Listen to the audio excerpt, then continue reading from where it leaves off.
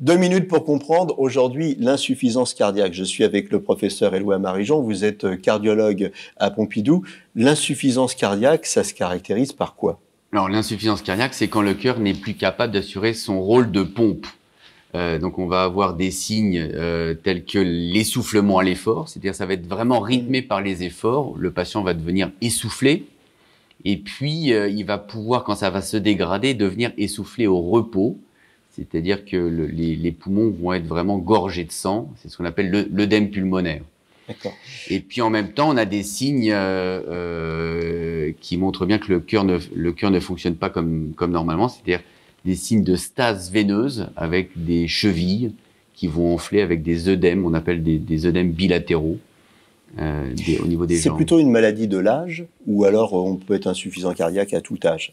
L'insuffisance cardiaque, c'est l'évolution naturelle d'un cœur malade pour une raison ou une autre, que ce soit une maladie coronaire, une maladie valvulaire, une maladie hypertensive. Bien évidemment qu'avec l'âge, Oui. la prévalence des maladies cardiaques augmentant, on a plus d'insuffisants cardiaques. Oui. D'accord.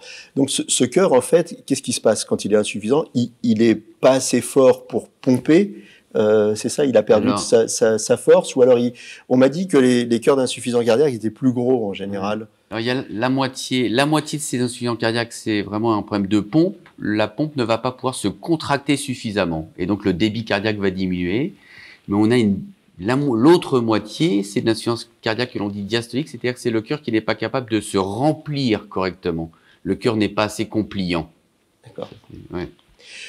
Donc voilà, il faut bien faire attention, en tout cas si on a des signes d'essoufflement, des signes de fatigue, il faut penser à aller consulter son médecin, il faut penser à aller voir son cardiologue. Exactement. Merci. Nos émissions vous plaisent, alors aidez-nous à faire grandir la chaîne. Pour parler santé au plus grand nombre, partagez, likez, abonnez-vous.